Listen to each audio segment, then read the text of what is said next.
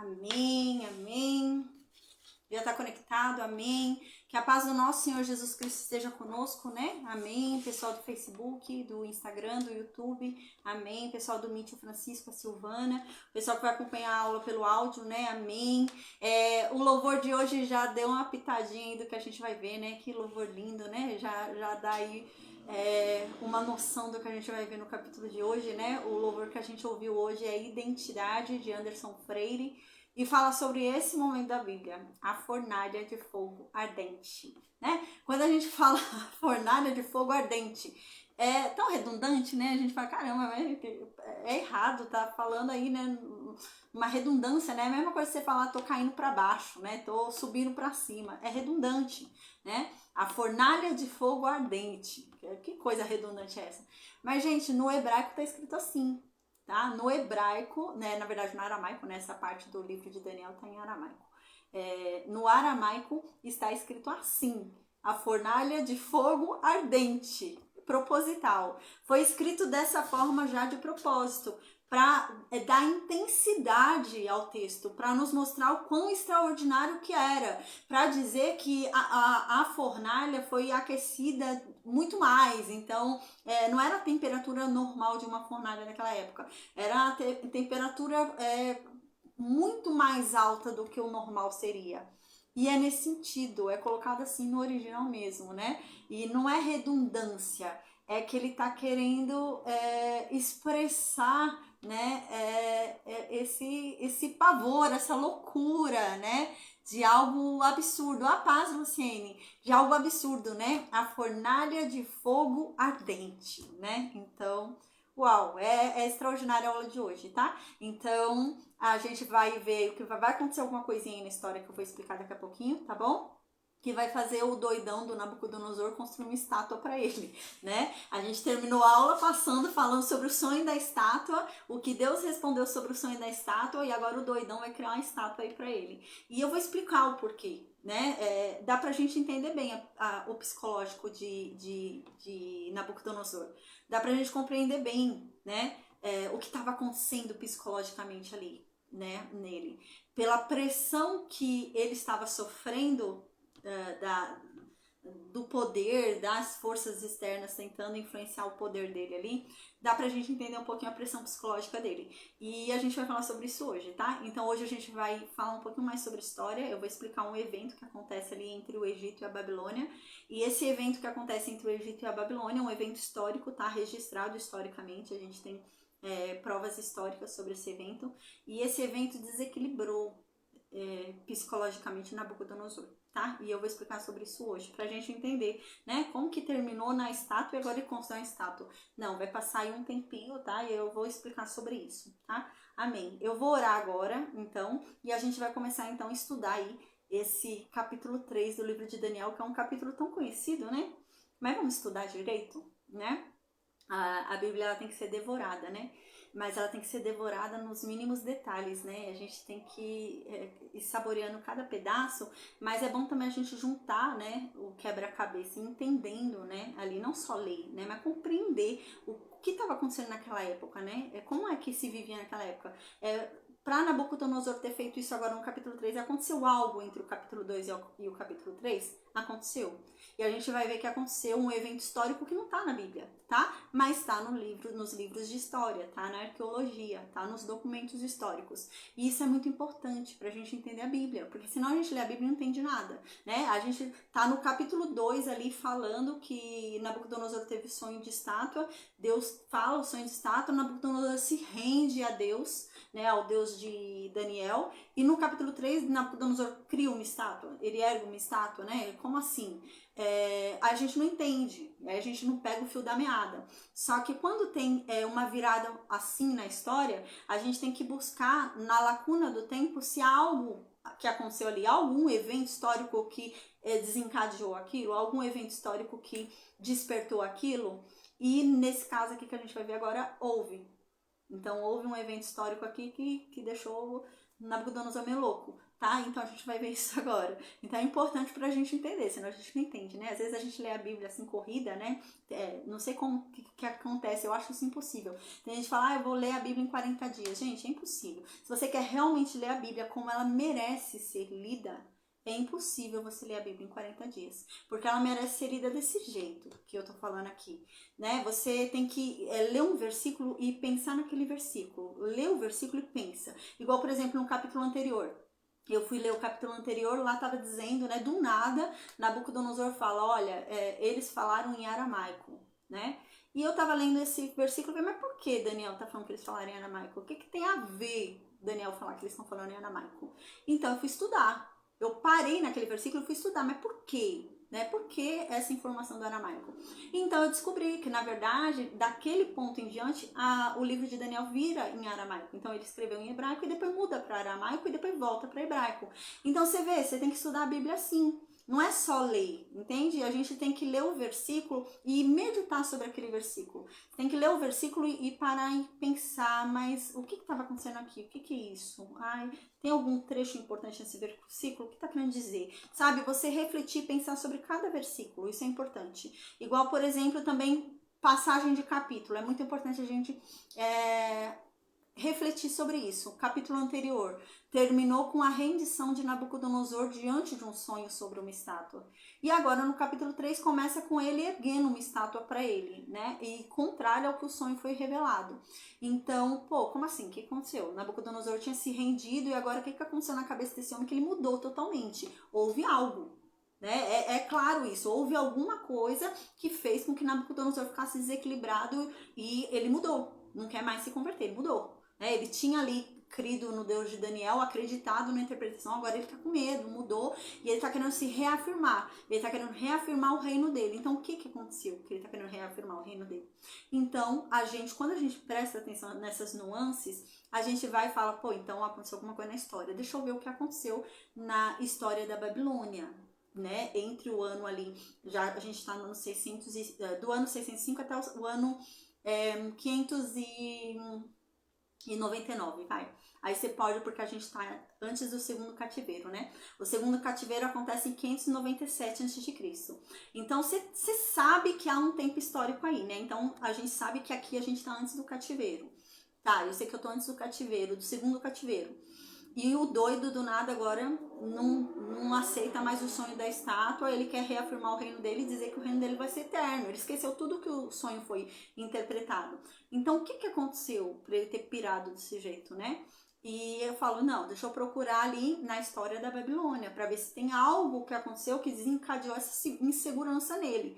E entendeu? Então é muito importante a gente ler a Bíblia com atenção, não tem que ter pressa. Às vezes a gente tem pressa de ler a Bíblia, né? A gente quer ler a Bíblia ali em 30 dias, em 40 dias. Gente, é impossível você ler a Bíblia com o rigor que ela merece, com a atenção que ela merece, rápido desse jeito, é impossível.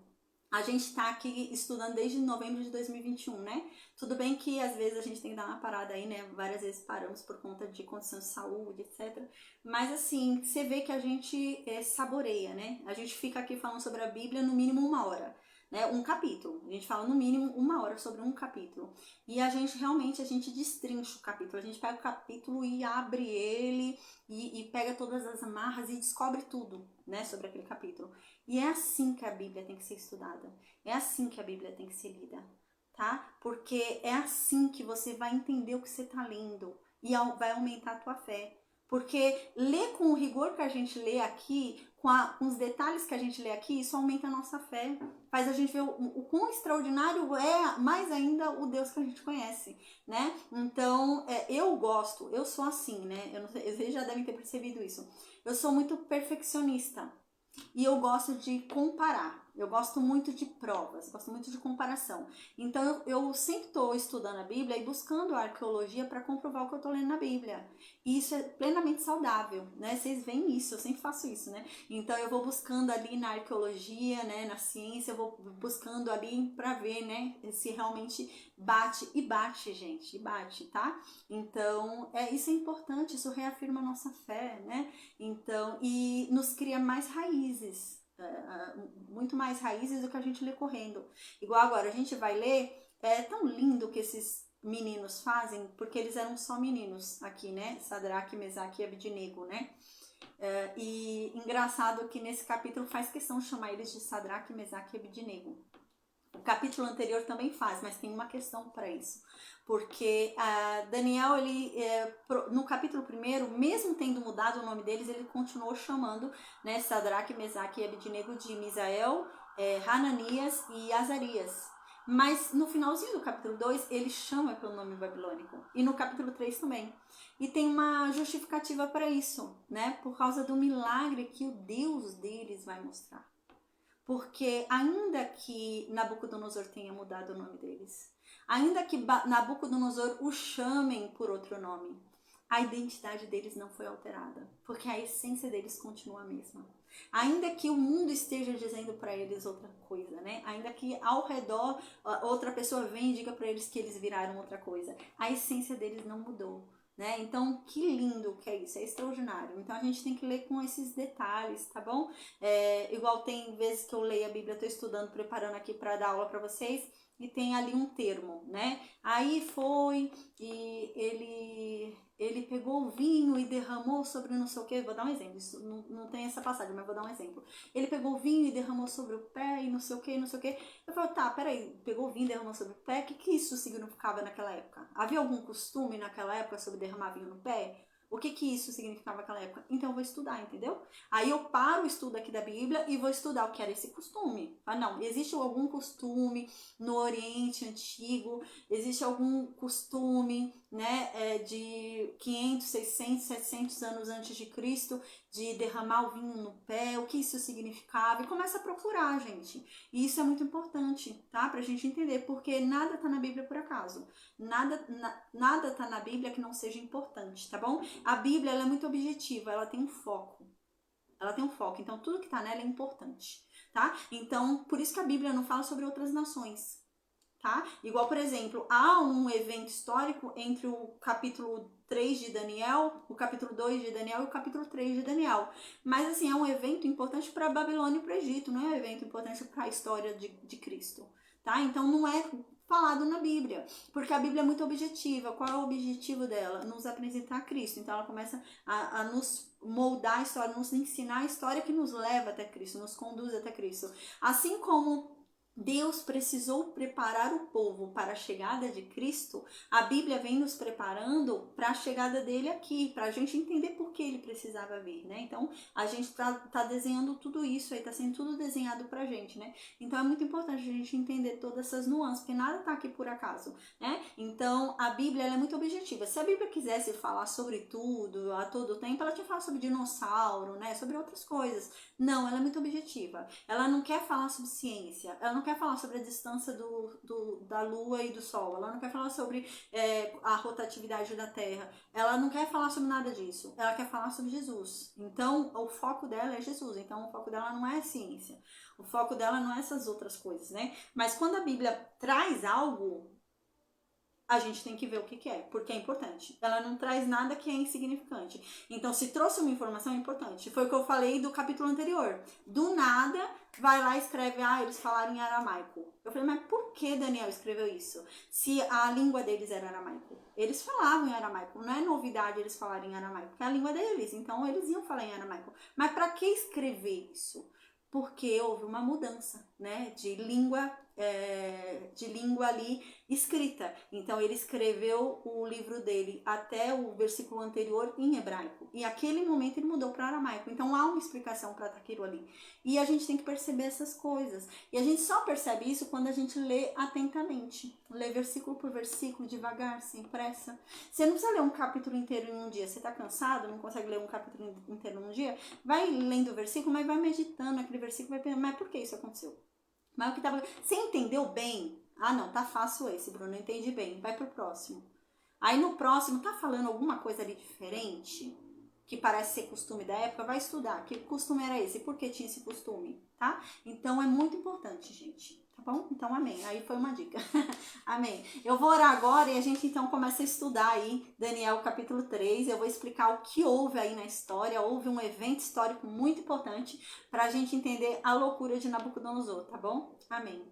Deus, obrigada, Pai. Obrigada por mais um dia, por mais uma oportunidade de estarmos aqui reunidos, Senhor, diante da Tua santa presença, diante da Sua santa palavra, Pai. Amém. Deus, nos perdoa, Pai. Nos perdoa os nossos pecados, nos perdoa, meu Deus, as nossas fraquezas, nos perdoa, Deus. Oh Deus, nós sabemos que não somos dignos de Ti, que em nós não há bem nenhum. Nós sabemos, meu Deus, que nós somos apenas pó e nós somos miseráveis. Nós reconhecemos a nossa condição, Deus. Mas a Tua palavra diz que o Senhor se lembra do que nós somos feitos, Senhor. A Tua palavra diz que é por isso, Senhor, que o Senhor, meu Deus, derrama sobre nós da Tua misericórdia e da Tua graça, e o Senhor nos perdoa.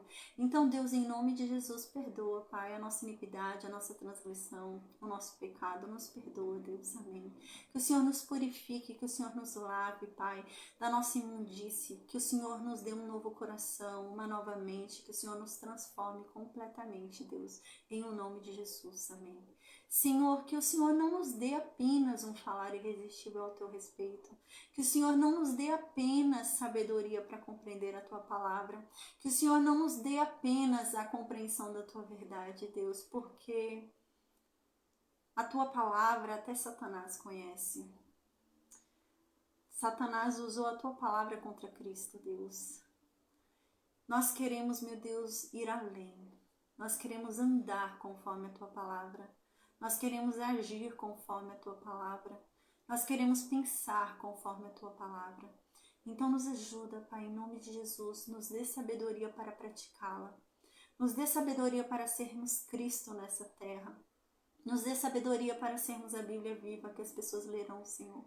Em nome de Jesus, amém. Porque, meu Deus, essa jornada é difícil, Senhor. Porque não há bem nenhum em nós. Porque todo bem vem de Ti, só Tu és bom, Deus. Se o próprio Senhor Jesus um dia disse isso, que só Tu és bom, Deus, porque o chamaram de bom, Ele disse que Ele não era bom, Deus. Quem somos nós para acharmos que nós somos bons, Deus? É como Paulo diz, Deus, ainda que tentemos praticar o bem, é o mal que a gente acaba praticando de alguma forma. E quem é que vai nos livrar desse mal que ainda está dentro de nós, nesse corpo que continua corruptível, nessa carne ainda caída que nos tenta a toda hora? Quem vai nos livrar de nós mesmos, Deus?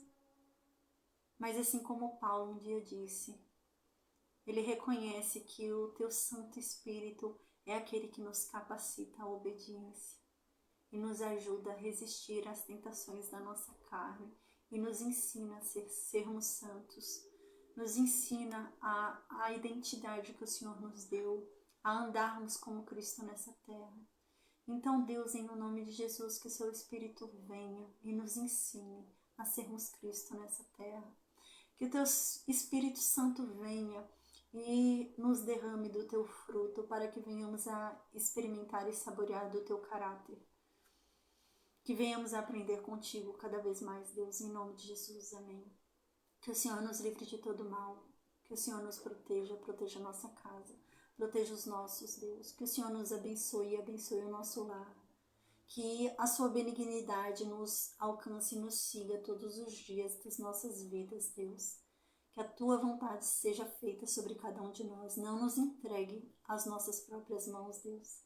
Não nos entregue aos nossos próprios desígnios e governo, porque nós somos falhos, nosso coração é falho, Deus, nós confiamos no Seu governo. Então, depositamos em Ti a nossa vida, a nossa alma e tudo o que temos, Deus. Porque não há um melhor lugar para estarmos senão nas Tuas mãos, Deus. Nós descansamos, Pai, debaixo das Tuas asas e nos encontramos seguros. Nós encontramos refrigério, Senhor, na Tua sombra. Porque nós sabemos, meu Deus, que tudo aquilo que depositamos em Ti já está resolvido. Porque a Tua palavra diz que aquele que espera em Ti jamais é frustrado. A Tua palavra diz que tudo coopera para o bem daqueles que no Senhor esperam. A Tua palavra diz, meu Deus, que os Teus planos são maiores do que qualquer plano que possamos fazer a nós mesmos. A Tua palavra diz que a Tua vontade é boa, é perfeita e agradável. A Tua palavra diz, Deus, que tudo que o Senhor faz é bom. E glória a Ti por isso, Senhor. Amém. Deus, obrigada, Pai, por tamanho amor que nos resgata cada dia, que nos faz sentir completos, ainda que o mundo ao redor esteja caindo e desmoronando, porque Tu nos basta, Deus.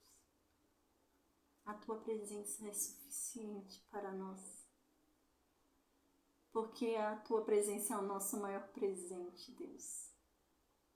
Não Te buscamos pelo que o Senhor pode nos dar, porque o Senhor já nos deu aquilo que é mais valioso, que é a vida e a vida eterna. Obrigada, Deus.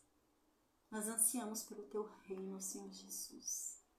Volta logo, porque o Senhor prometeu que voltaria.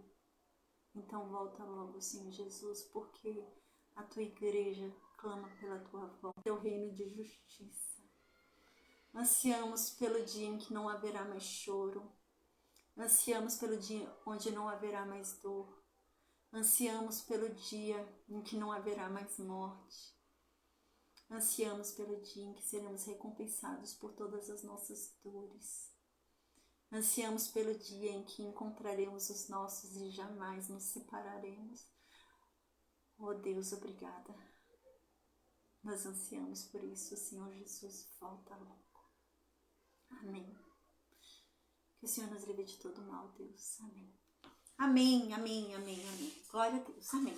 A paz do Senhor Jesus, Silvana, Luciene, Rita, Francisco, amém. Pessoal do Facebook, Instagram, do YouTube, amém. Pessoal que vai acompanhar aí a aula no grupo do WhatsApp, amém. Gente, agora vai acontecer um evento histórico, né? Como eu estava explicando agora há pouquinho. É muito importante a gente observar essas nuances na Bíblia. Estudar a Bíblia é isso, né? É perceber essas nuances e buscar fora da Bíblia essas nuances. O que acontece? No capítulo 2 do livro de Daniel, no segundo ano do reinado de Nabucodonosor, é dito, né? Vamos lembrar aí o que está acontecendo? Daniel, ele foi levado cativo no ano 605 a.C. Quando ele foi levado cativo, era muito comum a Babilônia levar jovens de 15 a 18 anos, no máximo 20, tá? Era muito comum. Não ia levar já pessoas com mais idade. Por quê? Porque há uma explicação, né? É muito mais fácil você mudar a mente de uma pessoa de até 18, 20 anos. Tá? Uma pessoa de até 18, 20 anos é muito mais influenciável do que você, por exemplo, pegar uma pessoa de 30 e de 40, né? Então, uma pessoa de 30 a 40 anos não é tão influenciável quanto uma pessoa de 18, tá? Então, isso era muito importante para o raciocínio babilônico. Eles pegavam jovens, porque jovens são influenciáveis. O que eles faziam? Eles separavam os jovens das famílias e os jovens ficavam ali sob o domínio da Babilônia. Então, eles ficavam separados de qualquer coisa que fosse influenciá-los. E eles eram cheios de dia e de noite ali, direto de informação da Babilônia. Então, eles paravam tudo, esqueciam tudo e ficavam só absorvendo informação dos deuses da Babilônia, magia babilônica, astrologia, ficavam só absorvendo sobre isso, tá bom? Então, e o plano de Nabucodonosor, a gente lembra no capítulo 1 do livro de Daniel, era que esses jovens ficassem 3 anos estudando sem parar, tá? Então, eles ficavam lá no reino, né, lá no palácio, estudando sem parar. Eles não tinham contato com outras pessoas, só tinham contato entre si, entre eles, e eles tinham que ficar estudando ali sem parar, tinha provas, entendeu? Então não era assim, eu tô aqui na aula, mas tô pensando na coxinha, né? Não, tinha provas, entendeu? Então eles eram forçados a pensar como Babilônia, entendeu? E isso levava a uma lavagem cerebral. Isso levava a uma perda de identidade. Eu estava afastada da minha família, eu estou afastada de tudo que me lembra minha família. E eu começo a engolir muita informação de uma outra religião, de um outro costume, de uma outra nação, né? E é todo dia por 3 anos seguidos, né? Sem parar, tá? Então era essa a tática da Babilônia. Então eles pegavam ali soldados, né? Pegavam pessoas ali, né? Para formar babilônicos, né? Era esse o intuito, tá? E assim foi. Então, no ano 605 a.C., Daniel, Azarias, Ananias e Misael foram levados, os 4 judeus. E eles foram levados e foram lá estudar, viraram aprendiz e começaram ali a estudar na escola babilônica, tá? E nisso que eles estudaram ali na escola babilônica, a gente lembra que no primeiro ano, quando eles foram estudar ali, depois que foi aquele tempo lá da dieta de Daniel, né, a gente lembra, eles foram lá falar com o Nabucodonosor. Quando eles foram falar com o Nabucodonosor testou todos os jovens, gente, e eram muito jovens, porque eram jovens de todas as nações que Nabucodonosor conquistou. Não eram só jovens judeus, tá? Então tinham jovens judeus, jovens filisteus, tinham jovens sírios, tá? Então tinham muitos jovens ali de várias nações diferentes.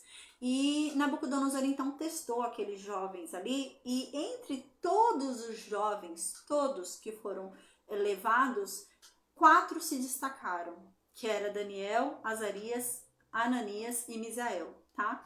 Que é Beltesazar, né? Sadraque, Mesaque e Abidnego. Eles se sobressaíram. A gente lembra que o nome deles foi mudado, isso também era um costume muito comum. Como eu disse, eles estavam querendo fazer uma lavagem cerebral nesses jovens. Então esses jovens agora já não falavam mais da religião deles, eles estudavam tudo que era da Babilônia. Então você chamar a pessoa pelo nome hebreu dela, né, lembraria ela sobre a nacionalidade dela, lembraria ela sobre o Deus dela, lembraria ela sobre as origens dela. Então qual que era a próxima tática da Babilônia? Mudar o nome. Então agora Daniel não era mais chamado de Daniel. Daniel sempre era chamado de Beltesazar, porque para ele não lembrar mais o que significava o nome dele, entende? E a gente lembra, né? Daniel significa Deus é o teu juiz, né? E Beltesazar não, que Bel, né? Marduk, proteja o rei. Então, eles tinham essa lavagem cerebral que era feita, tá? Então, o intuito de Nabucodonosor era que eles se estudassem 3 anos. Eles começaram no ano 605 a estudar. Então, estudariam o ano 605, 604 e 603, né? A gente lembra que o calendário até Cristo vai indo ao contrário, né? Vai diminuindo até Cristo, que é 0, aí começa 1, 2, 3, que é o que a gente tem hoje. Então, eles começaram a estudar em 605 a.C., 604, 603 a.C., tá bom? Então, a gente lembra no capítulo anterior, no capítulo 2 do livro de Daniel, Daniel diz, no 2º ano do reinado de Nabucodonosor, tá? Na contagem babilônica, não era comum se contar o ano de ascensão, o ano que a pessoa virou rei. Não se contava na contagem babilônica. Se contava o ano seguinte, tá? Então, qual foi o ano que Nabucodonosor virou rei sobre Judá, né? Virou domínio sobre Judá, o ano 605. Então, Daniel não ia contar o ano 605. Então, Daniel conta 604, 603. Então, no ano 603 a.C. foi quando o sonho aconteceu. Então a gente lembra que Nabucodonosor teve um sonho, né? E esse sonho o perturbou. Então ele chamou todos os magos ali, os feiticeiros, chamou os astrólogos, chamou todos esses profissionais da época, né? Que diziam ter um contato espiritual com os deuses. Então ele chamou todos esses e falou com que eles falou que queria que eles interpretassem o sonho que ele teve. A gente lembra disso, né? Porém, Daniel não foi chamado.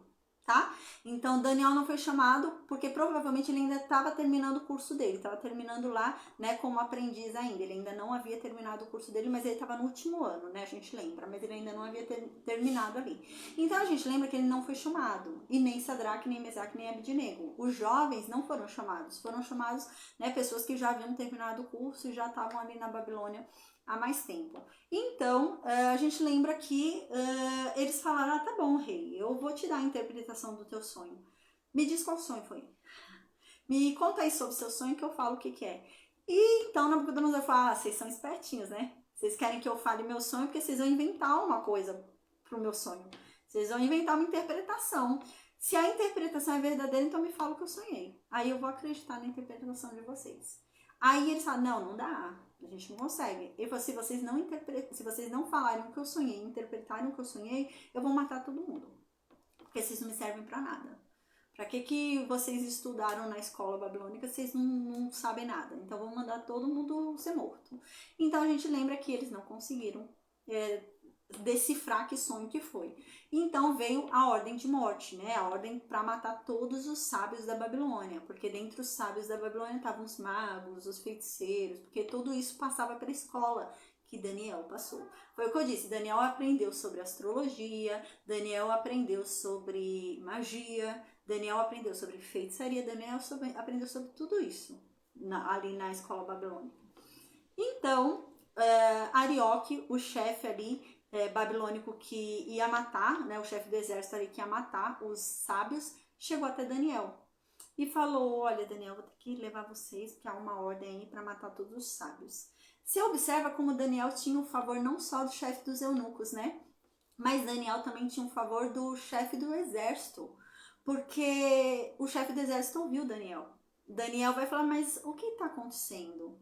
Por que Nabucodonosor colocou essa lei e para matar tão rápido a gente? Assim, o que houve? Se ele não tivesse o favor do chefe dos exércitos, o chefe dos exércitos fala, não te interessa, moleque, fica quieto, né? A gente lembra que Daniel era novinho, né? Vamos supor, que Daniel tivesse uns 17, 18 anos quando foi levado, que é a idade máxima, assim, para tentar mudar a cabeça de uma pessoa, né? Mas a gente pode chutar aí entre 15 e 18 anos, pelo menos, tá? Então pode ser que ele tinha 15 também, ele era novinho. Então, imagina, uma pessoa jovem, né, uns 18 anos que fosse, ele estava no finalzinho já do estudo dele, então mesmo que ele foi capturado com 15 anos, ele já teria com uns 18, né? Então, imagina, a pessoa com 18 anos, se foi capturado com 15, ele teria uns 18, ele vai falar, olha, o que aconteceu? Por que querem matar a gente? Arioca podia falar, não te interessa, menino, você vai morrer, acabou, né? Não, mas ele falou, ai, Daniel, é o seguinte, aconteceu isso, ninguém soube interpretar o sonho, ninguém sabe que sonho que é, e Nabucodonosor falou que vai matar todo mundo. Então, Daniel fala, fala com o rei, me dá um tempo maior que eu vou interpretar, eu vou falar o que é esse sonho e vou interpretar. Então, Arioque foi lá, né? Você vê como Daniel, ele era respeitado, né? Ele era, né? E isso é dentro da Babilônia, tá? Então você vê que Daniel não era uma pessoa que se impunha, né? Ai, não, igual ele sentava na escola para aprender sobre magia babilônica, mas ele não fazia revolta. Ele não saía jogando os livros, isso daqui é feitiçaria. Não, ele fez. Tem que fazer, mas isso não vai mudar quem eu sou. Eu sou obrigada a fazer, tá aqui nesse meio, tá bom, sou, mas não vai mudar quem eu sou. Eu continuo sendo quem eu sou, né? E foi isso. Então a gente lembra que Arioque foi lá falar com o rei. Daniel era tão considerável que Arioque, temendo pela própria vida, porque isso era um risco à vida de Arioque. Imagina, Arioque vai pedir mais tempo, depois volta e ninguém resolve nada. Arioque morre junto, porque pediu mais tempo, né? Então, Arioque foi. Arioque ainda acreditou em Daniel, né? Ainda levou ali em consideração Daniel e foi pedir mais tempo para Nabucodonosor. E Nabucodonosor deu mais um dia. Então, Daniel voltou ali para o seu quarto, chamou Azarias, Ananias e Misael e falou, gente, é o seguinte, se a gente se Deus não falar pra gente esse sonho, a gente vai morrer. Então vamos orar aqui, nós quatro, agora começar a orar para Deus ter misericórdia de nós, para Deus mostrar que sonho foi esse e a interpretação desse sonho, para que Deus tenha misericórdia de nós e poupe nossas vidas. Aí ele começou a orar, os quatro começaram a orar. Então a gente lembra que de noite, ali, de noitinha já, de madrugada, Deus deu a Daniel a revelação do sonho e a interpretação através de uma visão. Então, no dia seguinte, rapidamente Daniel foi lá ter com Nabucodonosor e deu a revelação do sonho, a gente lembra, né? E o sonho falava sobre o quê? A gente lembra que essa altura do campeonato, a gente estava ali no ano 603 a.C., né? No ano 603 a.C., Nabucodonosor já havia conquistado muitas terras. Já havia conquistado a Filístia, já havia conquistado a Síria, já havia conquistado ali Judá, ele já havia conquistado ali a parte ali da Mesopotâmia, ele já havia conquistado muita terra em 603 a.C. Nabucodonosor estava se achando. Então Nabucodonosor sentava-se na sua cama e ficava planejando o futuro. E ele ficava imaginando, nossa, meu reinado vai ser para sempre. Daqui a 1000 anos vão estar falando de mim. Daqui a 1000 anos vão estar lembrando o grande rei que eu sou. Ai, vão erguer uma estátua para mim. Ai, nossa, eu sou o rei dos reis. Eu vou reinar para sempre. Eu vou morrer, mas eu vou continuar reinando através da minha memória. E ele ficava pensando nessas coisas, né? Então, Deus deu um sonho para ele. Várias vezes o mesmo sonho, a gente lembra, né? E o que significava esse sonho? A gente estudou na aula passada. Que o reino dele não é para sempre. Deus vem e fala para Nabucodonosor, Nabucodonosor, baixa a bola, seu reino não é para sempre. Inclusive, o teu reino vai cair para um reino inferior ao teu. Você se acha invencível, mas quem vai vencer você vai ser um reino inferior ao seu. E tem mais, Nabucodonosor. Depois desse reino, outro vai cair, outro vai cair, outro vai cair. E por último, o único reino que vai ser eterno é o reino de Deus. Haverá uma pedra que será arrancada de uma montanha, e essa pedra é que reinará eternamente, porque já foi escolhido o Rei dos Reis para Deus. E não é você, Nabucodonosor. Gente, Daniel falou isso para Nabucodonosor, né? O resumo da aula passada foi isso. Daniel falou isso. Quando Nabucodonosor ouve isso, não havia como ele negar que ali havia uma revelação divina, porque o cara descobriu um sonho que ele não queria falar para ninguém, né? E então Nabucodonosor se rende, falou: olha, Daniel, ele se ajoelhou, a gente lembra, Nabucodonosor levantou do troninho dele e se ajoelhou para Daniel. Ele se prostrou para Daniel. E ele falou: Daniel, realmente Deus é contigo. Realmente o teu Deus é maior do que todos os deuses. Não há um Deus como o teu, Daniel. Porque você descobriu algo que era um mistério. Algo que era muito difícil de ser feito. E você conseguiu descobrir o sonho e ele interpretou, né? Então parecia que Nabucodonosor havia se rendido, certo? Parecia que Nabucodonosor havia entendido, né? Caramba, Deus está falando que meu reino não é eterno. Deus está falando, né, que eu sou a cabeça de ouro, mas depois de mim vai vir a prata, vai vir o bronze, vai vir o ferro e vai vir o ferro com barro. Então tá. Mas o que acontece agora? Tá? A gente lembra que no final da aula anterior, Deus, Nabucodonosor foi e levantou Daniel como o governador ali de todo o Egito, o chefe de todo o Egito, e levantou Sadraque, Mesaque e Abidnego, né, como governador das províncias. Eles trabalhavam administrativamente ali nas províncias, tá? E governador era ali de todos os assuntos importantes do palácio. Ele era o responsável, Daniel. Então isso a gente terminou o ano 603 a.C., tá? Daniel se formou, Sadraque se formou, Mesaque, Abidnego, né, Azarias, Ananias, Misael se formaram na escola babilônica e estão exercendo lá o serviço deles, tá bom? Então foi o ano 602 a.C. e eles trabalhando. Então chegou o ano 601 a.C. O que acontece no ano 601 a.C.? A Babilônia vai falar: eu já ganhei tantas terras, eu quero ganhar o Egito também. Eu não ganhei o Egito ainda, quero o Egito. No ano 601 a.C. Então o que Nabucodonosor faz? Vai marchar lá contra a Babilônia. Então Nabucodonosor entra nas terras da Babilônia, invade a Babilônia e luta.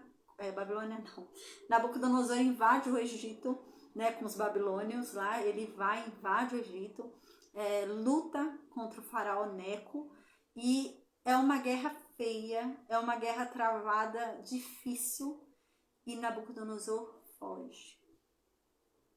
Nabucodonosor, as duas partes, um negócio tá feio ali. Mas Nabucodonosor que foi procurar a briga, né? Nabucodonosor que foi atrás. Então Nabucodonosor recua e volta para Babilônia, tá? No ano 601 a.C. Então isso acontece. Quando isso acontece, o que há? No ano 605 a.C., Nabucodonosor conquistou Judá. No ano 604, começou o tributo. As crônicas babilônicas, quando você procura na arqueologia, diz que tem um documento histórico babilônico que diz que no ano 604 a.C., Nabucodonosor começou a andar nas províncias para tomar tributo, tá? Então ele conquistou Judá no ano 605, levou Daniel e os jovens no ano 605, só que ele voltou no ano 604 para buscar o tributo, tá? Então ele invadiu 605, 604 ele volta lá e pega o tributo do ano. No ano 603, volta lá e pega o tributo do ano. No ano 602, ele volta lá e pega o tributo do ano. No ano 601, houve esse confronto aí entre Nabucodonosor e a Babilônia. A Babilônia foge. O que acontece? Jeoaquim, o rei de Judá, que estava pagando tributo à Babilônia, sabe que a Babilônia fugiu do Egito. Então, o que é que Jeoaquim faz? Jeoaquim fala, caramba, Nabucodonosor fugiu do faraó Neco. E a gente servia o faraó Neco. E agora a gente está servindo Nabucodonosor. Então, o faraó Neco vai voltar, o poder dele vai tomar a gente de volta. E eu prefiro ficar servindo o Egito do que Babilônia. Então, o que eu vou fazer? Eu confio no faraó Neco. Eu tô confiante aí que a Babilônia tá fraca agora. Eu vou parar de pagar o tributo. Então, Jeoaquim, ele faz uma revolta. Ele se torna rebelde, né? E ele se recusa a pagar o tributo, tá? Aí no ano 601 a.C., Jeoaquim começa a abrir guerra contra a Babilônia e não quer mais pagar o tributo, tá bom? Dentro desse contexto, provavelmente no ano 600 a.C., depois desse evento aí, que a Babilônia saiu meio assim, destruturada, né, fugiu do Egito, o negócio ficou feio, as outras nações ficaram sabendo disso, foi muita vergonha para Nabucodonosor isso ter acontecido. Diante disso, o que é que Nabucodonosor faz? Lá para o ano 600, ano 599 a.C., por aí, tá? Nabucodonosor vai invadir de novo Judá no ano 597 a.C., que é quando ele vai se vingar de Jeoaquim, tá? Mas durante esse período ele está tentando se reestruturar, porque foi uma derrota feia lá para o Egito, então ele vai tentar se reconsolidar ali, né? Ele vai tentar se rearrumar ali, arrumar seu exército, tá? Então, o que ele faz depois dessa grande derrota com o Egito e de Judá tá resistindo a ele? Ele quer reafirmar o poder dele. E como é que Nabucodonosor quer reafirmar o poder dele agora? Indo contra o sonho que Deus falou. Então Deus havia falado para ele o que? Olha, da estátua que você sonhou, Nabucodonosor, você é a cabeça de ouro. Mas depois de você vai vir um reino que é inferior ao seu, que é de prata, e vai derrotar você, que são os medo-persas, né? Depois vai vir um reino inferior à prata, que vai derrotar a prata, que é o bronze, que é a Grécia. Depois vai vir o império que é inferior ao bronze e vai derrotar o bronze, que é o ferro, que é Roma, né? Que a gente viu na aula passada. E depois vem esse reino, não é bem outro reino, na verdade esse reino de ferro, na verdade vai ser dividido, vai chegar um tempo, um momento na história em que ele mesmo vai se dividir, vai ter uma divisão ali, e ele vai enfraquecer com essa divisão e ele vai começar a tentar se reafirmar através de casamentos. Mas não vai adiantar. E a gente falou sobre isso na aula passada, né? Que realmente há essa divisão de Roma, entre Roma Ocidental e Roma Oriental, lá no ano 390 e pouco a.C. No ano 490 e pouco a.C., Roma é tomada pelos bárbaros, né? Eu falei sobre isso na aula passada. E ela é fragmentada. Então, os bárbaros, cada um toma um pedaço ali de Roma. Roma era muito grande, né? Então, cada um pega um pedaço ali de Roma, né? E hoje eu até ouvi um negócio, eu tava assistindo um canal, aí tinha uma pessoa, era um filme, eu acho, a pessoa falou assim,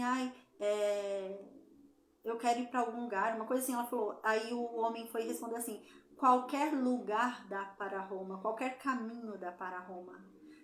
E isso é falado hoje, eu não sei se vocês já viram isso, né? Mas isso é falado hoje. Qualquer caminho vai para Roma, qualquer caminho dá para Roma, né? Porque Roma era muito grande, gente. Então, hoje, onde é a França, era território de Roma, né? Portugal. Então, Roma era enorme, tá? Então, os bárbaros vieram e conquistaram vários fragmentos de Roma. Então, cada um pegou um pedacinho, entendeu? Do pão, né? Então, cada um pegou um pedacinho ali e foi conquistando um pedacinho de Roma. E Roma se fragmentou, né? Virou pedacinhos ali. Só que eles não quiseram acabar com Roma. Por quê? Porque Roma, o nome Roma, a estrutura de Roma tinha poder. Então ninguém queria acabar. Então esses fragmentos não acabaram com Roma, não destruíram Roma, eles herdaram Roma, eles quiseram continuar Roma, eles quiseram manter Roma viva. Então eles deram continuidade à estrutura de Roma, porque era boa, né? Então era uma estrutura que era forte para você manter viva. E eles foram continuando a estrutura de Roma e tentando manter o apoio do papado de Roma, tá? Então, durante a história medieval, se observa essa dança que eu tô falando aqui. E isso está descrito lá no capítulo 2 do livro de Daniel, essa fragmentação e esses casamentos. Porque o que eles tentam fazer agora que está tudo fragmentado? Roma se fragmentou, né? Cada bárbaro foi tomando um pedaço de Roma, se fragmentou. O que eles fazem? Começam a casar entre eles, né? Para tentar unir força, para fortalecer Roma. Mas não adianta, são casamentos frágeis, onde na hora do aperto cada um é pela sua nação, né? Então, o bárbaro que estava ali na França tenta casar com o bárbaro que era de Portugal, tenta unir força. Mas na hora que coisa aperta, é Portugal, Portugal e França por França, né? Então, eu até falei sobre isso na aula passada. Os bárbaros e aqui nações, eles desencadeavam, né? Então, dentro desse contexto, a gente lembra, né? Nabucodonosor ouvindo tudo isso, que o reino dele seria dissipado, ele se rende, mas agora ele mudou de ideia. Ele falou, não, meu reino não vai acabar não. Ele ficou com medo. Ele perdeu para o Egito, né? Ele não é que perdeu, ele quase perdeu, né? Os dois perderam, o Egito e Babilônia perdeu, mas ele recuou. E isso para Nabucodonosor era sério recuar, né? Então ele agora está com medo. Ele havia aceitado o sonho lá no ano 603 a.C. Mas agora, depois do ano 601 a.C., que ele perdeu para o Egito, que ele se abalou, não perdeu, mas que ele ficou abalado ali diante da guerra, o confronto com o Egito, ele tá com medo. Ele tá com medo que aquele sonho comece a se cumprir. Então ele fala, não, eu não vou perder meu reino, não. Esse reino meu vai ser eterno. Deus falou que eu sou só a cabeça de ouro, mas eu não sou só a cabeça de ouro, não. Eu sou a estátua inteira de ouro. Meu reino é eterno. Deus falou que eu sou só a cabeça, mas eu não aceito. Eu gostei de ser a cabeça de ouro, mas eu quero ser o corpo inteiro de ouro. E é isso que a gente vai ver agora. Ele vai criar uma estátua inteira de ouro dele, querendo reafirmar o poder dele e contrariando totalmente o sonho que Deus deu e a interpretação do sonho de Deus. Ou seja, foi uma rebeldia muito clara a Deus, tá? E a gente vai entender isso agora, porque a fala dele contra Sadraque, Mesaque e Abednego é exatamente essa. Ele desafia o Deus deles. E ele se acha superior. Ele fala que quem é que é melhor do que ele? Que Deus que é melhor do que Nabucodonosor? E é essa intenção que dá, essa impressão que dá nesse capítulo. Que depois daquele sonho, Nabucodonosor está enfrentando Deus agora, dizendo, Deus, eu não aceito não aquele sonho. Eu não sou só cabeça de ouro, não. Eu sou o corpo inteiro de ouro. E eu não aceito que o meu reino vai passar. Meu reino vai ser eterno. É isso que ele diz, entendeu? Tá bom? Então, e eu vou explicar por que Daniel não tá nesse evento. Tem toda a lógica. Quando eu for explicar, vocês vão entender. Então, agora a gente vai ler só um versículo do capítulo 24, tá bom? Pra gente entender o que eu acabei de falar. No versículo 1 do capítulo 24 do segundo livro de Reis, tá? Então agora a gente vai ler só um versículo do segundo livro de Reis. É segundo livro de Reis, capítulo 24, versículo 1. Diz assim: no seu tempo, né? Tempo de quem? Do reinado de Jeoaquim, tá? Então a gente lembra que Jeoaquim é rei lá de Judá, né? Jeoaquim, filho de Josias, ele é lá rei de Judá.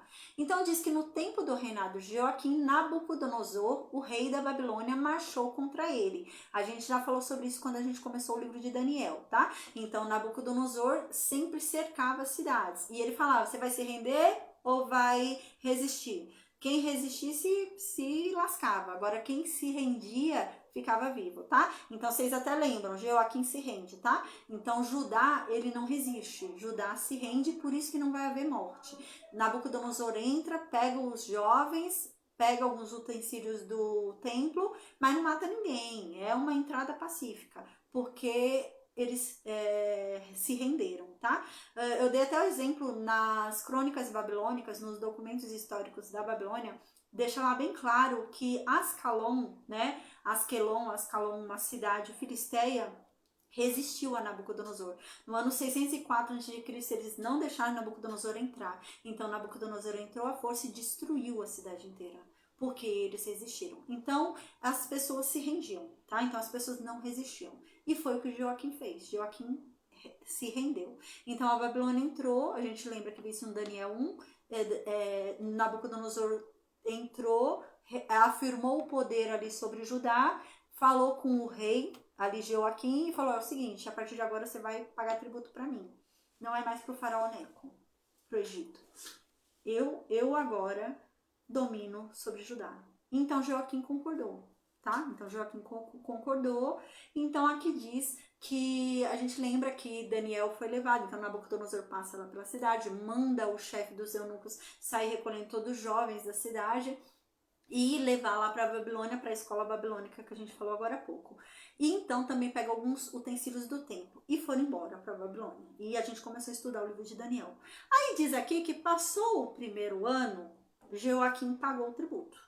Então foi o ano 604 a.C., Joaquim foi lá e pagou o tributo. Nabucodonosor foi lá, recebeu o tributo, ele deu, Nabucodonosor foi embora. No ano 603 a.C., que foi quando Nabucodonosor teve o sonho lá, que Daniel revelou no capítulo 2. Nabucodonosor passou lá em Judá, Judá pagou o tributo.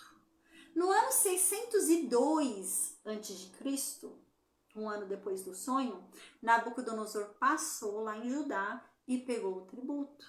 No ano 601 a.C., Nabucodonosor foi lá enfrentar o Egito e se deu mal. Então Nabucodonosor fugiu, tá? Então nisso que Nabucodonosor fugiu, Joaquim falou: opa, Babilônia tá fraca. O Egito fez Babilônia fugir. Vou parar de pagar tributo. Vou pagar mais para eles não, eles são fracos. O Egito mandou eles fugirem, então o Egito vai pegar a gente de volta, vai salvar nós.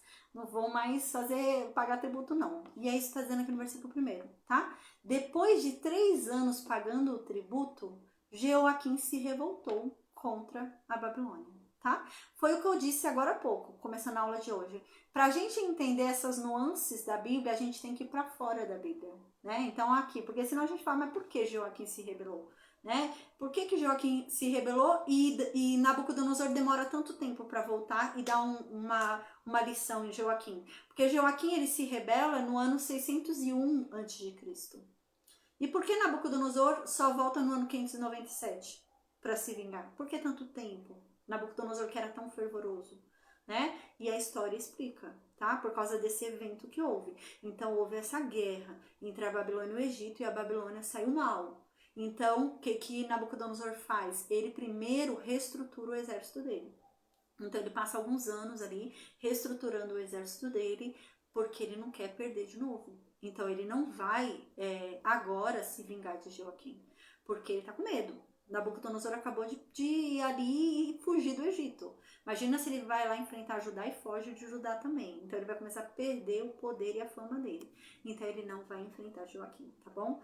Então a gente tem que entender isso para a gente conseguir entender essas nuances da Bíblia. Então agora Joaquim tá rebelde. Joaquim não tá pagando mais tributo. Só que Nabucodonosor também não vai cobrar agora, porque Nabucodonosor tá com medo. Acabou de fugir do Egito, se fugir mais um país, lascou a fama de Nabucodonosor. Então ele vai ficar quieto. Ele vai ficar quieto e concentrar suas forças em reestruturar o seu exército, tá? É isso que acontece. Então agora a gente vai para Daniel 3. Daniel 3 se passa nesse momento da história, onde Nabucodonosor está com o ego ferido.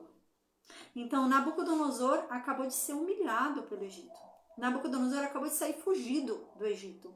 E Nabucodonosor está com medo. Nabucodonosor fala, caramba, nunca perdi uma guerra, nunca fugi de uma guerra, foi a primeira guerra que eu fugi. Será que está começando a se cumprir o sonho? Será que o que Daniel falou está começando a se cumprir agora? Será que é o Egito que vai vir e vai me dominar? Será que é o Egito que vai vir e vai destruir a Babilônia? Nabucodonosor começa a ficar com esses pensamentos, começa a ficar meio doido, tá? Então, diante desse cenário, é que ele ergue a estátua para ele, tá bom? Então, no versículo 1 do livro de Daniel, no capítulo 3, dentro desse cenário psicológico de Nabucodonosor, ele cria a estátua para reafirmar o ego dele, para reafirmar o poder dele, para dizer não, o sonho que eu tive não vai acontecer, porque ó, eu tô montando uma estátua de ouro. Deus falou uma coisa, mas eu agora falo outra. É isso que ele tá fazendo. Aí no versículo 1 então diz assim: o rei Nabucodonosor mandou fazer uma estátua de ouro com a altura de 60 côvados e largura de 6. Gente, eu tinha visto isso, se eu não me engano, são 23 metros. Eu esqueci de anotar. Eu ia anotar qual é a metragem. Nossa, eu cheguei até a estudar, mas eu esqueci de anotar. Deixa eu ver se eu acho aqui na minha Bíblia com a tradução da linguagem de hoje, se tem a metragem. Porque aqui sempre tem a metragem.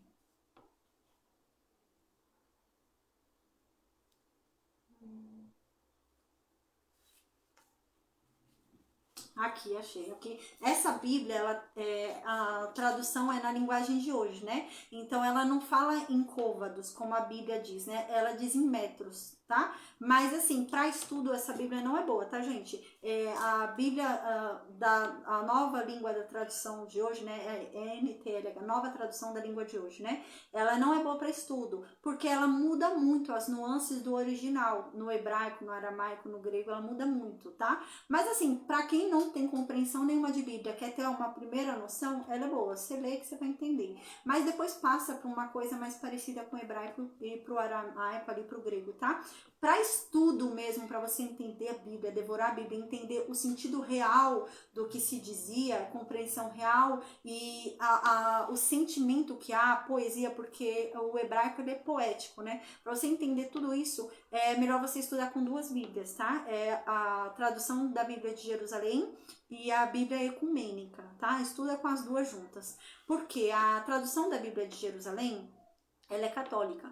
Então, ela segue alguns dogmas católicos, tá bom? Então, é bom você estudar junto com a ecumênica. Porque a ecumênica, ela não traz nenhum dogma católico. Ela é pura, ela é imparcial, tá? Então, você estuda as duas juntas, vai ser bem legal. A tradução da Bíblia de Jerusalém, ela traz a emoção do texto. Então, ela traz aquele sentimento que há no hebraico, que o hebraico passa pra gente, tá?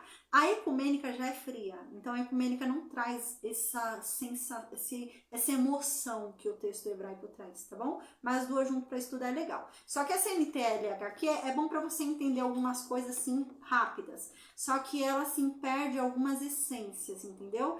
Por exemplo, a essência do Espírito Santo, entendeu? A essência do agir, essa daqui não capta bem, tá? Então não é boa assim para estudo. Mas assim, para você, se você for pegar a NTLH para estudar junto com as duas é legal, mas para estudar sozinha não é bom não. Mas aqui diz, ó, a metragem, ó, é o que eu falei mesmo, eu lembrei bem, ó. O tamanho da estátua, gente, era 27 metros, eu lembrei de 23, né? Era 27 metros de altura por 2,70 metros de largura, gente. Olha o tamanho da estátua que esse homem ergueu para ele mesmo, tá? Depois do sonho. A gente lembra que o sonho dele foi no ano 603 a.C., agora aqui a gente deve estar no ano 600 antes de Cristo. Deve estar no ano 600, 599, tá por aí, né? 600, 599, 598, tá antes da invasão. Então, antes de 597 a gente está entre 600 antes de Cristo e 598, vai, antes de Cristo. A gente está por aí.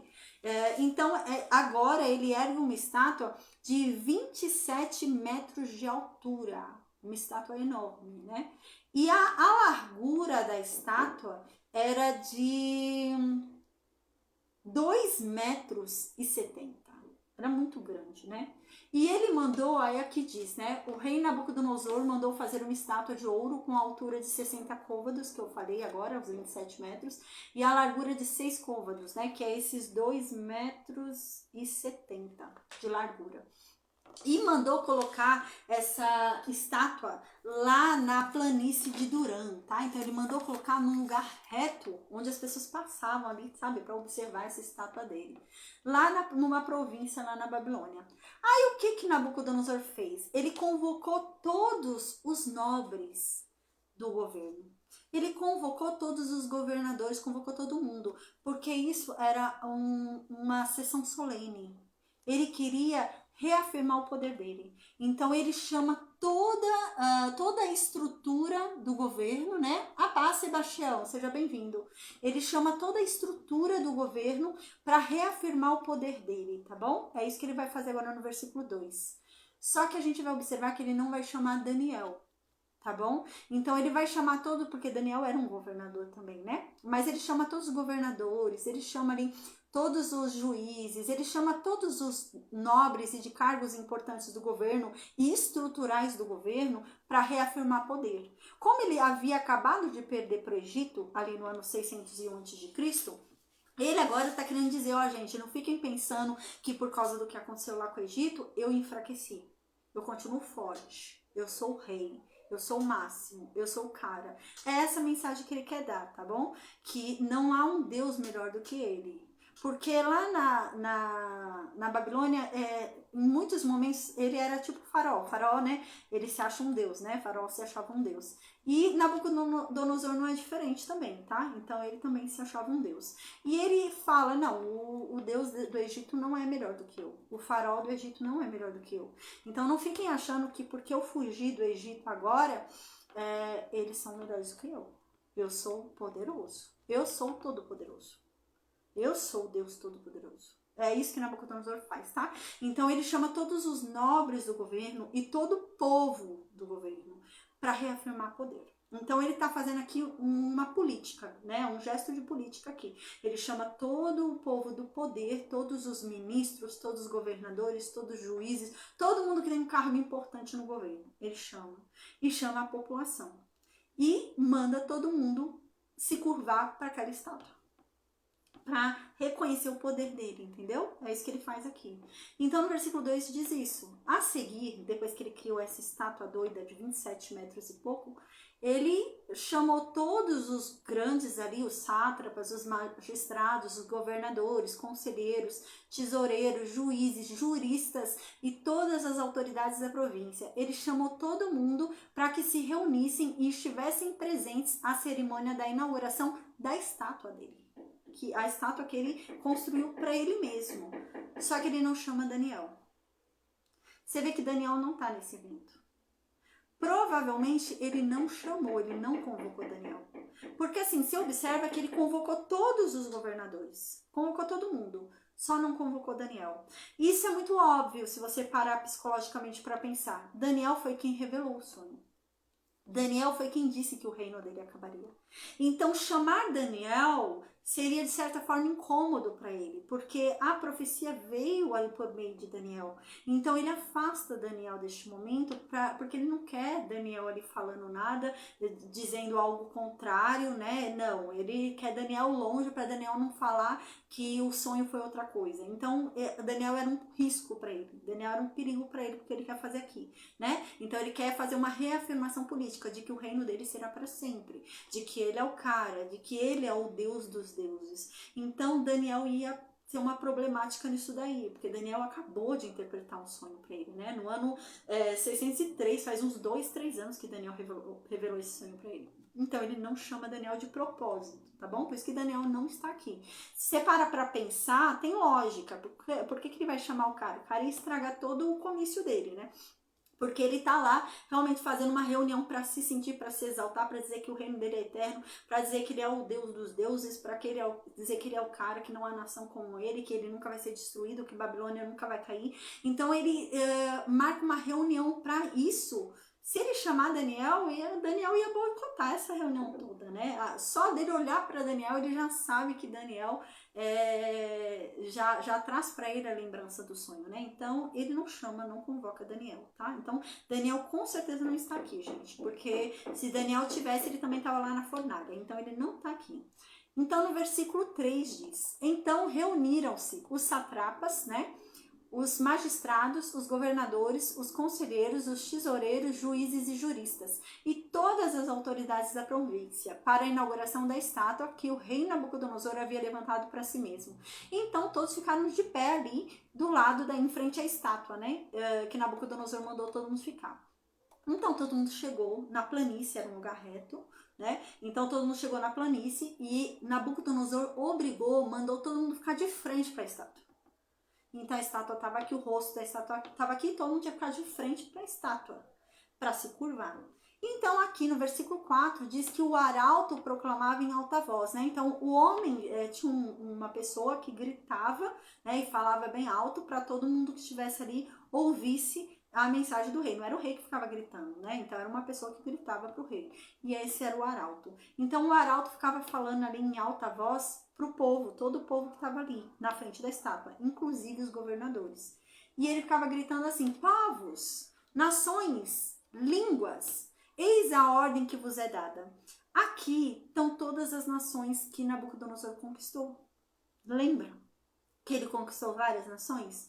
E vocês lembram que um dos exemplos é Judá? Judá falava hebraico. Lá na Babilônia falava aramaico. Então, haviam várias nações com língua diferente. No Egito falava língua, apesar que o Egito não está aqui, né? Mas o Egito falava outra língua, né? Então, a gente lembra que eram línguas diferentes ali faladas. Então, tinham muitas nações. A Síria falava uma língua diferente. Então, cada uma falava uma língua ali diferente, né?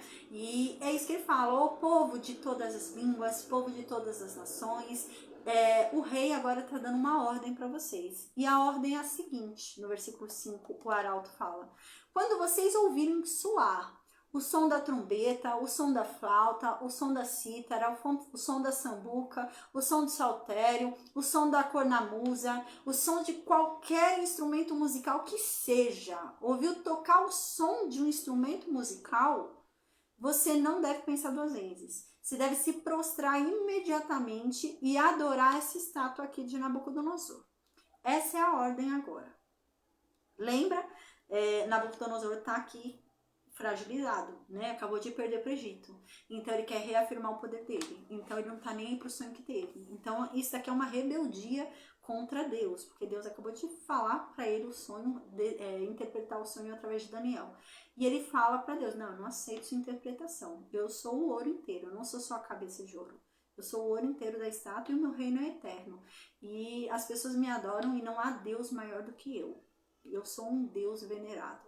Então ele ordena que todo mundo o adore como Deus, tá? E faz uma estátua enorme dele para ele ser adorado. Então aqui no versículo 6 vem então a consequência de quem não o adorar.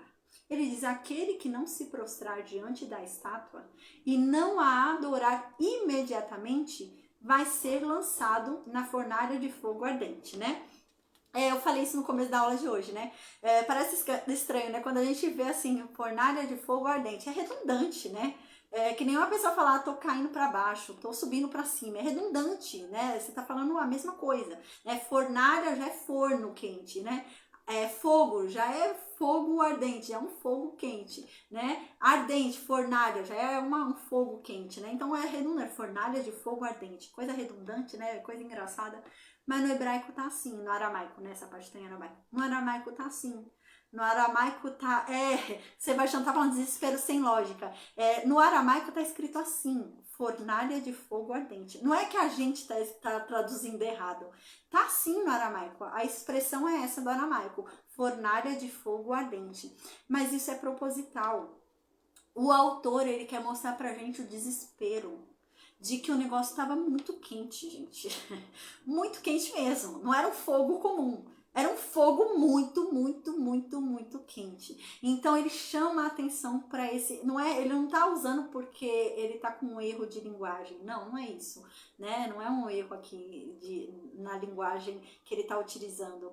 É realmente proposital para a gente observar, né, que é algo extraordinário, é um negócio muito quente. Fogo, como você fala, fogo fogo quente, muito quente de queimar, né? Nesse sentido. Mas é que ele tá querendo falar pra gente, mas era mesmo, gente, era muito. É nesse sentido que tá falando, tá, gente?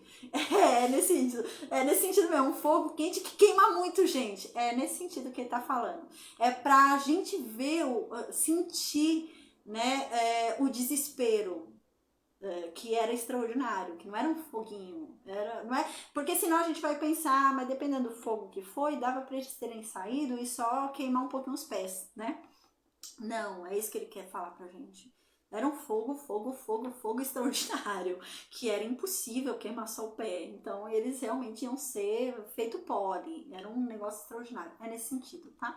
Então aqui diz: aquele que não se prostrar a essa estátua aqui e adorar a estátua de Nabucodonosor vai ser imediatamente levado à fornalha de fogo ardente. Aí no versículo 7 diz: assim, no momento em que todos os povos, todas as nações, lembra que foram lá pegas, né? Todas as nações que foram levadas cativas, quando elas ouviram, e os governadores, quando eles ouviram o som da trombeta, a gente lembra algo muito importante aqui.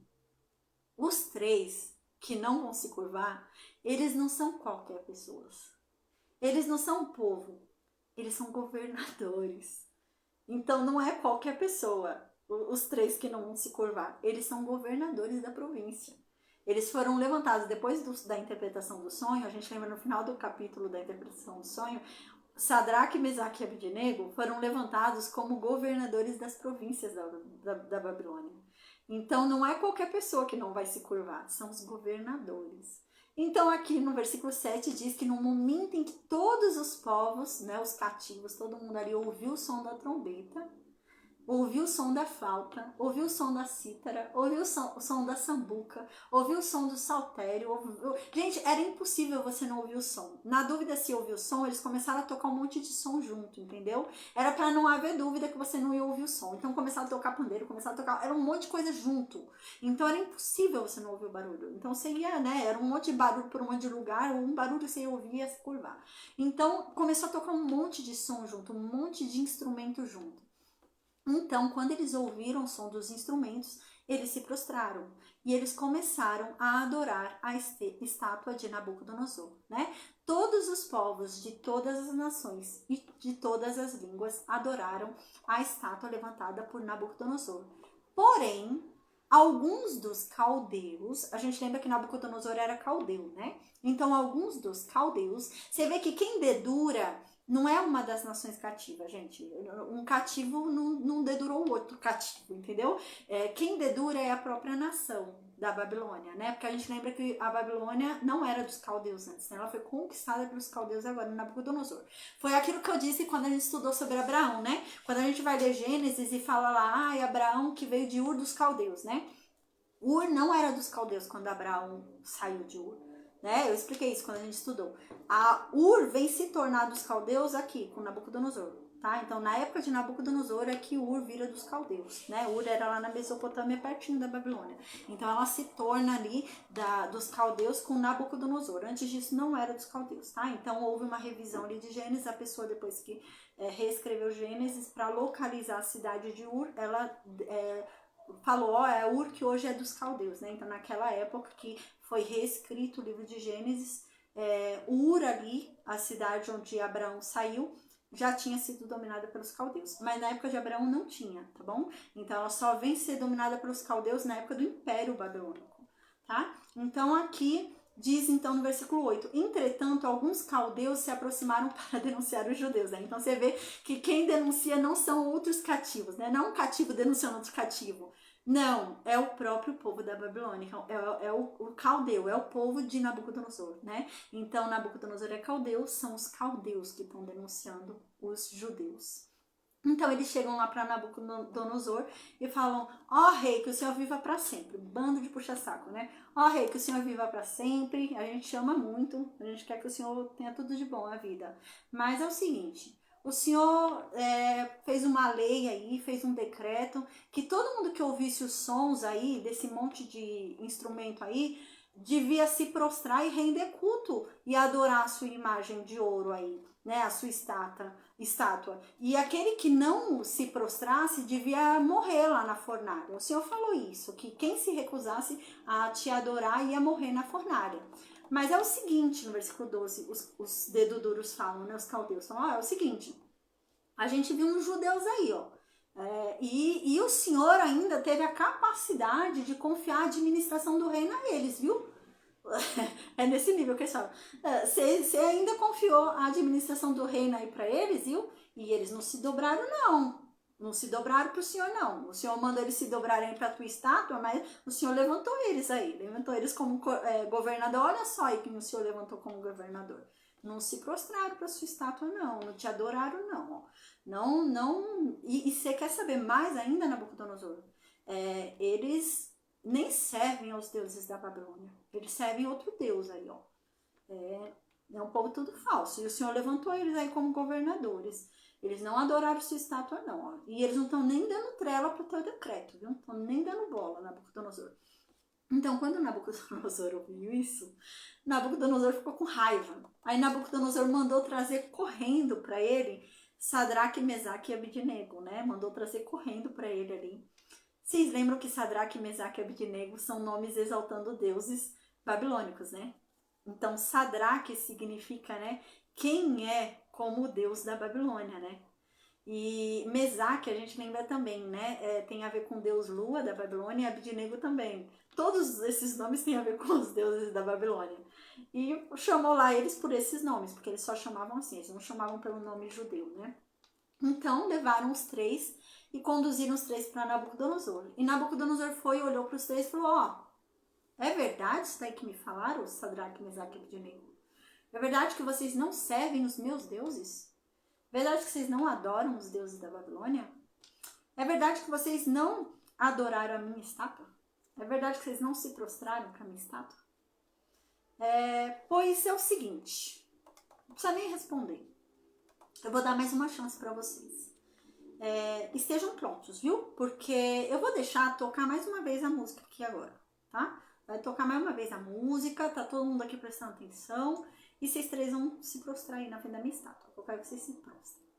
E se vocês não se prostrarem, eu vou mandar matar vocês. Eu vou jogar vocês na fornalha de fogo ardente. Eu vou mandar vocês lá na fornalha que tá acesa. Não é fornalha de fogo ardente ainda que tá falando, é fornalha acesa só. Fornalha de fogo ardente é quando ele vai mandar subir a temperatura. Eu vou mandar você lá pra fornalha acesa. E eu quero ver que Deus é que vai livrar vocês da minha mão. Gente, é muita petulância de Nabucodonosor. Nabucodonosor foi muito petulante. O capítulo 4 a gente vê, nossa, no capítulo 4 Nabucodonosor vira um animal, ele vive como um animal. E Nabucodonosor aqui está confrontando Deus. Deus havia acabado de falar com ele pelo sonho, através de Daniel. E agora ele está falando, quero ver qual Deus que vai livrar vocês da minha mão. Eu vou tacar vocês naquela fornalha e eu quero ver que Deus vai tirar vocês de lá. É isso que ele está dizendo. Ele está falando, eu quero ver que Deus vai tirar vocês, livrar vocês de mim. Que Deus é maior do que eu. Que Deus é mais poderoso do que eu. Porque sou eu que estou colocando vocês nessa fornalha agora. Quero ver quem é o Deus que vai livrar vocês das minhas mãos. Do que eu estou fazendo. Quero ver se existe algum Deus. Em resposta a isso, eles falaram, olha, a gente não vai te responder. A gente não vai te responder com relação a isso. Se o Deus deles vai fazer. É isso que eles querem dizer, entendeu? Eles estão falando assim, olha, se o meu Deus vai fazer, eu não sei. Eu não posso garantir que o milagre vai acontecer. Mas eu te digo uma coisa, Nabucodonosor. Se assim Deus quiser, o meu Deus, ele nos livra dessa fornalha.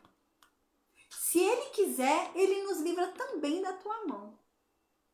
Mas se ele não quiser, fique sabendo que a gente não vai servir os teus deuses. E nem vai adorar estátua nenhuma de ouro que você levante. Se Deus nos livrar da fornalha, amém. Mas se ele não nos livrar da fornalha, não tem problema. A gente vai morrer adorando ele. É isso que eles respondem para Nabucodonosor. uma coisa eu te digo, teus deuses eu não adoro, o Senhor eu não adoro, tua estátua eu não adoro. Meu Deus pode me livrar da fornalha, mas eu não vou te garantir que vai, mas ele pode. Mas se ele não quiser, não tem problema. Eu vou morrer adorando ele naquela fornalha. Nossa, quando os três falam isso, Nabucodonosor fica com mais raiva ainda. Aí Nabucodonosor se encheu de cólera, ficou doido. A expressão do rosto dele mudou. E ele ficou irado contra Sadraque, Mesaque e Abednego. Aí então ele foi e falou assim: agora eu quero que vocês aumentem a temperatura da fornalha. Eu quero que essa fornalha fique 7 vezes mais forte agora.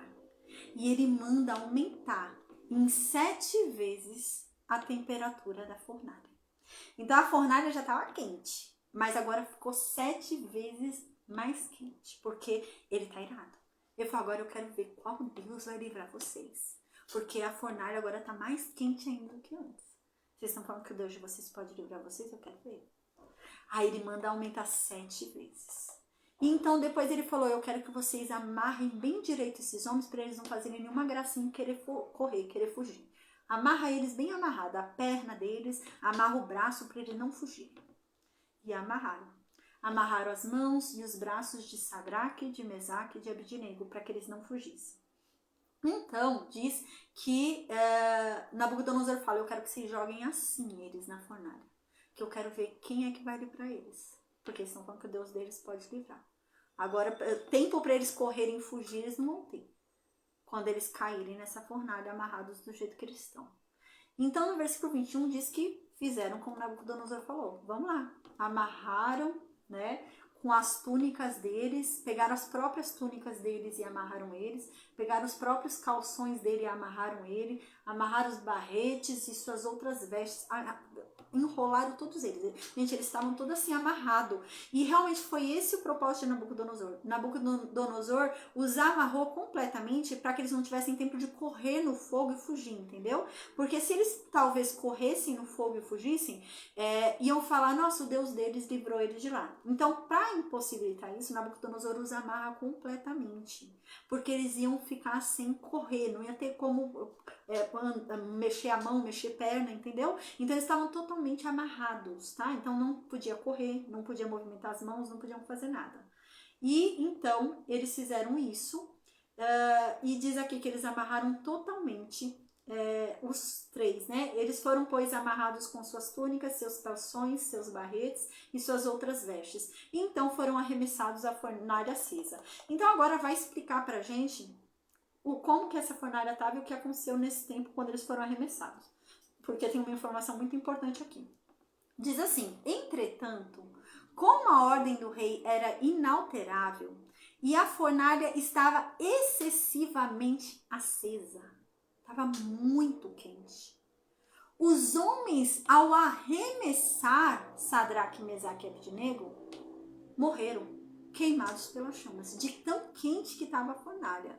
Os caras que estavam fora e iam jogar Sadraque, Mesaque e Abednego, ao jogar os três, morreram, queimaram ali, caíram e já caíram queimados ali mortos. Então no versículo 23 diz: mas quanto aos 3 homens, Sadraque, Mesaque e Abednego, que caíram amarrados no meio da fornalha, lembra como eles estavam amarrados? Aí no versículo 24, então diz, né, os 3 foram jogados lá na fornalha. A fornalha estava tão quente que os que jogou eles queimaram, viraram pó, né, caíram assim, morreram, né, morreram queimados. A impressão que dá quando eu leio esse versículo é que não é que eles morreram, que a chama, né, foi pro pulmão deles, a fumaça foi pro pulmão, eles morreram por causa de insuficiência. A impressão que eu tenho quando eu leio é que era um fogo tão alto que eles viraram pó. Essa é a impressão que eu tenho. Era um fogo tão alto que eles, né, viraram pó assim, viraram cinzas, entendeu? Essa é a impressão que eu tenho quando eu leio, tá? E esse é o extraordinário. Os 3 que empurraram eles amarrados viraram pó, viraram cinza, e os 3 foram jogados amarrados dentro da fornalha. Então Nabucodonosor, olhando lá para dentro da fornalha, foi e falou: ô gente, peraí, chamou os conselheiros dele, chamou o povo ali, né, os governadores. Falou, mas a gente não jogou 3 homens lá dentro? E eles não estavam amarrados? E eles responderam, sim, rei, foi isso mesmo. A gente jogou 3 homens lá dentro e eles estavam plenamente amarrados. Mas por que eu tô vendo 4 homens lá e eles estão sem amarra nenhuma? Eles estão andando, passeando, movimentando os braços, cantando, movimentando as pernas, passeando. Que é isso? Por que tem 4 homens lá dentro? E o quarto deles parece um anjo. Que coisa estranha. Que é isso? E Nabucodonosor olhando. Então, no versículo 26 diz: então Nabucodonosor foi, se aproximou da fornalha, não muito, para que ele não fosse queimado igual os outros, né? Ele foi e gritou: ô Sadraque, Mesaque e Abidnego, servos do Deus Altíssimo. Você vê que aqui ele reconhece, né? Servos do Deus Altíssimo, venham aqui para fora. Então Sadraque, Mesaque e Abidnego saíram da fornalha de fogo ardente. Então todos os que estavam ali ficaram olhando impressionados, porque viram Sadraque, Mesaque e Abidnego sem nenhuma queimadura. Eles estavam com os cabelos intactos, roupa intacta, pele intacta. Nenhum mal o fogo havia feito a nenhum deles. Eles não tinham nem cheiro de fogo, nem cheiro de queimadinho de fogo. Não tinham. Então aqui no versículo 27 diz isso. Os sátrapas, os magistrados, os governadores e os conselheiros do rei, eles foram lá ver os homens, eles não acreditaram. Falaram, não, peraí, eu tenho que ver isso de perto. Foi todo mundo lá ver perto Sadraque, Mesaque e Abidnego. E eles viram que o fogo não havia exercido poder nenhum sobre esses homens. O cabelo deles ainda estava na cabeça, não havia sido consumido. Nem as roupas deles estavam alteradas. Sequer cheiro de queimada eles tinham. Então Nabucodonosor, ao ver isso, no versículo 28 diz: bendito seja o Deus de vocês, Sadraque, Mesaque e Abidnego, porque ele enviou o anjo dele para libertar vocês, os servos deles. E vocês confiaram nele e preferiram desobedecer a minha ordem. Vocês preferiram expor os corpos de vocês naquela fornalha a servir a outro Deus que não seja o seu. E é por isso que hoje eu faço uma lei, que todo aquele que falar contra o Deus de vocês, seja ele de qual nação for, até mesmo caldeu, seja de qual for a sua língua, ele vai ser morto. Ele vai ser feito em pedaços e a casa dele vai ser reduzida à ruína. Pois eu reconheço que não há um outro Deus que possa libertar como o de vocês. Eu reconheço hoje que não há um Deus que liberte dessa maneira. Então, depois disso, Nabucodonosor fez Sadraque, Mesaque e Abidnego prosperarem na província da Babilônia. Que extraordinário, né, gente? Capítulo incrível, né? A gente observa, foi o que eu falei na aula passada, né? A gente observa o quanto Deus tem falado com Nabucodonosor, né? A impressão que dá é que Deus está dando uma chance para Nabucodonosor ser salvo. Mas Nabucodonosor é estilo faraó de Moisés. Ele tem um coração muito duro. Deus, ele fala muito com esse homem, né? E esse homem, ele não quer se render. Deus falou através da estátua, parecia que ele tinha se rendido, agora ficou doido, levantou a estátua de ouro. Agora ele reconheceu, gente, no capítulo 4 a gente já vai ver que ele vai endoidar de novo. No capítulo 4 ele já não reconhece de novo. E Deus o disciplina de novo. Deus o faz viver como um animal, porque ele estava se achando muito. Ele começa a comer grama como animal. A barba dele cresce, o cabelo, ele age como um louco. E sabe o que é engraçado? Quando você vai estudar a arqueologia da Babilônia, né, as crônicas, eu gosto muito, eu falei pra vocês, né, eu gosto muito de comparar. Eu sou muito pé no chão, eu gosto muito de comparar. E eu fui buscar, né, provas na arqueologia babilônica, né, se há alguma prova sobre a loucura de Nabucodonosor. É óbvio que ninguém vai fazer um registro histórico babilônico sobre a loucura do seu rei, né? Então isso não ia ter, né, igual derrota, ninguém registra derrota. Eles registravam conquistas, né? Derrotas não. Eles sempre tentavam, ainda que fosse alguma derrota, eles tentavam se engrandecer naquela derrota. Foi o mesmo que aconteceu com Senaqueribe. Lembra que eu falei para vocês? Quando a gente estudou a derrota lá de Senaqueribe, a gente estudou lá no Prisma de Taylor, né? Que foi escrito lá por Senaqueribe. Ele só fala da parte que ele venceu, né? Da parte do tributo que ele pegou. Mas ele perdeu. A gente lembra que ele perdeu, ele foi embora e nunca mais voltou para encher o saco de Judá, né? Então, eles não mencionavam as partes de derrota, eles mencionavam as conquistas, que é para engrandecer o reino deles, né? Então, não haveria, é claro, no registro babilônico, nas crônicas babilônicas, né? Na documentação histórica babilônica, algo que falasse claramente, né? Que Nabucodonosor, ele ficou doido. Mas tem algo muito interessante, tem duas coisas muito interessantes. Tem uma crônica escrita por Nabonido, tá? Nabonido é da família de Nabucodonosor, a gente vai ver daqui a pouquinho. E tem um livro, uma crônica que foi escrita por ele, que ele fala sobre um rei louco. Ele fala sobre um rei que endoidou. E gente, bate, né? E Nabonido vem depois de Nabucodonosor, a gente vai ver. Beltesazar é filho de Nabonido. Beltesazar não, Belsazar, que é o que vai morrer, né? O último rei da Babilônia ali, que o rei Ciro vem e mata ele ali. Então, ele é filho de Nabonido. Então, a gente observa que há na história, né, alguma coisa aí. Nabonido, se eu não me engano, ele é... Como se chama? É genro, né? É genro de Nabucodonosor, se eu não me engano. Então, a gente observa que há alguma coisa, né, realmente. Quando você vai estudar as crônicas babilônicas, há um intervalo onde Nabucodonosor some. Onde não há registro histórico de Nabucodonosor. Parece realmente que algo aconteceu. Ele fica afastado do poder. Sabe? É bem interessante, gente. Eu achei isso interessante. Eu fui estudar, achei isso interessante. Porque isso confirma aqui a Bíblia pra gente, né? Então, é claro que não vão dizer que o rei ficou louco. Mas assim, a não ser Nabonido que falou, né? Mas você para pra estudar, realmente há um tempo, uma lacuna, onde não há registros de Nabucodonosor agindo na corte.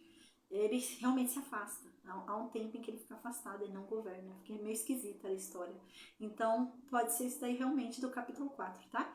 Então, isso a gente vai ver na próxima aula, na segunda-feira, com a graça de Deus, amém? Né? Que, infelizmente, Nabucodonosor, ele não vai, né, se render a Deus.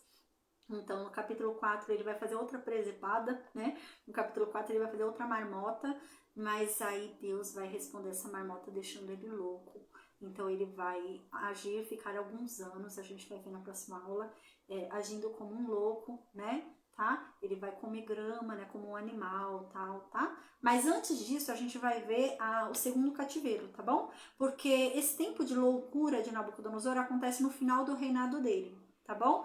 E no final do reinado dele, o que acontece? Já houve o segundo cativeiro e o terceiro, tá? Então, a gente vai ver primeiro a destruição de Jerusalém, vamos ver o cativeiro total, e então Nabucodonosor fica louco, tá? Então, agora, na história, a gente só vai voltar para Daniel agora, a gente só vai voltar para o livro de Daniel agora, quando o cativeiro estiver completo, tá bom? Então, agora a gente vai paralisar o livro de Daniel, vamos voltar para o livro de Jeremias, vamos voltar para o livro de Reis, né? Para o livro de Crônicas também.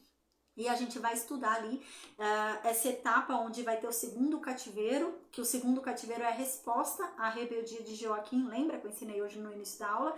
Então Joaquim se rebela ali, vai parar de pagar, já parou de pagar tributo, e então vem a resposta no ano 597 a.C., que é quando Nabucodonosor entra e destrói, já entra já destruindo, leva o rei, ali o filho de Joaquim prisioneiro, a mãe dele prisioneira, a mulher de Joaquim, tá? Então a gente vai ver tudo isso na aula que vem.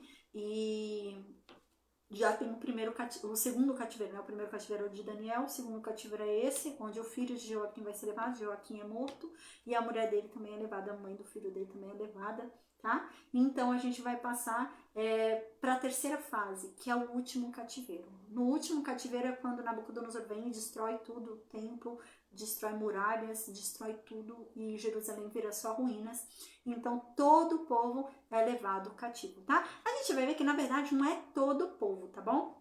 Um povo ainda vai continuar lá em Judá, inclusive Jeremias, o profeta, tá? Então eles vão continuar lá ainda, Jeremias ainda vai continuar pregando depois que todo mundo foi pro Egito não, depois que todo mundo foi para Babilônia, eles vão continuar ali um tempo ainda em Judá, tá? Então vai ter uma rebeldia lá entre eles, contra um governador que foi levantado pelo Nabucodonosor, e eles vão fazer uma rebeldia e vão matar esse homem. E esse homem é quem protegia, né? A gente já estudou, da família de Safã, se eu não me engano, quem protegia Jeremias. Então Jeremias vai ficar sem proteção e Jeremias vai ser levado à força lá para o Egito, junto com os rebeldes, tá bom? Então a gente tá aí nessa perspectiva aí, glória a Deus. Semana que vem, então, a gente volta para Jeremias e a gente volta para o livro de Reis e Crônicas. Daniel agora a gente só vai voltar depois do cativeiro final, tá? Então o cativeiro final é 580 e pouco, acho que 586 a.C., é 580 e pouco a.C., tá perto. E a gente vai voltar só depois do terceiro cativeiro, o último cativeiro, tá bom? Então, amém, gente. Espero que vocês tenham gostado da aula de hoje, né? Esse capítulo é emocionante, né? Eu tava ansiosa para dar para vocês. Ontem eu não consegui, né? Eu não tava bem de saúde. Ontem eu não consegui, eu fiquei com uma pena. Eu fiquei tão com o coração partido de não ter conseguido, que essa aula é extraordinária, né? E eu falei, não, tem que dar no sábado. Aí, glória a Deus que deu para eu vir aqui dar essa aula no sábado. Vocês estão aqui comigo, graças a Deus. Espero que vocês tenham gostado, gente. Vocês gostem cada vez mais, porque a Bíblia é extraordinária. Ai, que bom, Sebastião, eu gosto disso. O Sebastião falou que pena que já acabou. Eu gosto dessa sensação de quero mais, isso é muito bom. Que todos sintam isso, amém. Porque é muito bom estudar a Bíblia, né? É muito bom. Amém. Sebastião, a aula fica gravada, viu? Se você quiser, a aula fica gravada no YouTube, no Instagram, no Facebook, mas no YouTube você encontra a playlist de todas as aulas. A gente está na aula 640.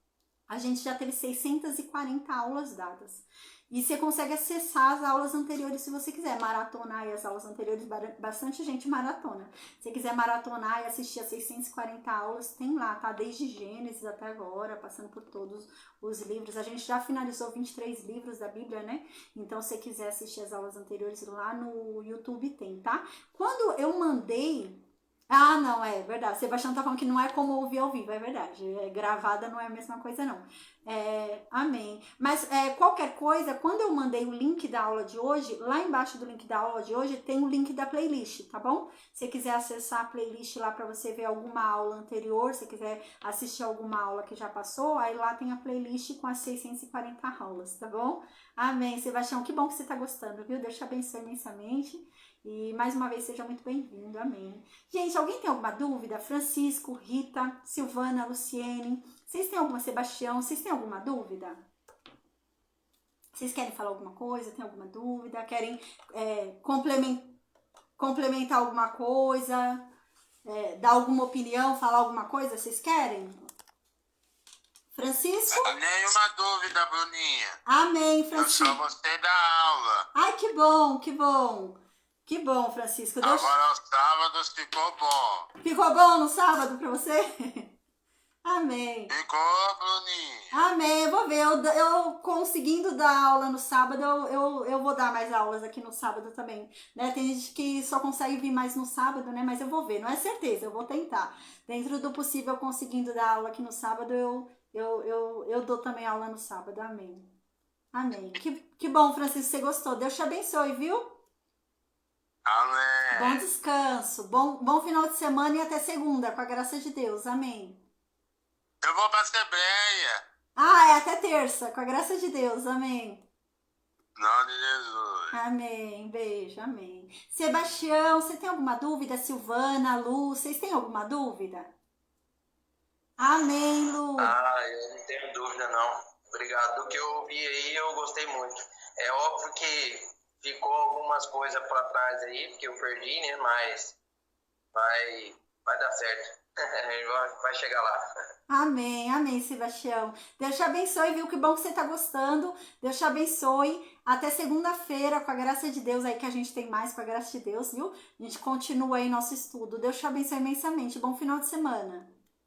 Amém. Deus abençoe você também, em nome de Jesus. Que graça, que conhecimento. Isso é admirável, tá? Amém. Continua porque Deus se agrada. Amém. Muito bom. Amém. Deus te abençoe. Obrigada. Deus te abençoe. Amém.